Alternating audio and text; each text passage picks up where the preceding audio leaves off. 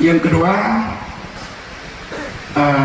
lo sempurnakan baca jawaban Abu Ketua MPU menyangkut dengan aneh daripada wali pasir. Apakah dia hak mendapat pusaka daripada orang tuanya? Tadi sudah dijelaskan bahwa kalau menurut pendapat yang muktamad, wali pasir tidak sah menjadi nikah.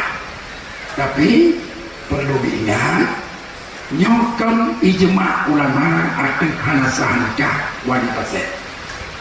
Nah, dua pendapat ulama. Sebuah pendapat mengatakan hana sah, yang dalam kitab Minhaj disebut mazhab. Nah, pendapat yang kedua muqabil mazhab mengatakan sah nikah oleh wali pasir.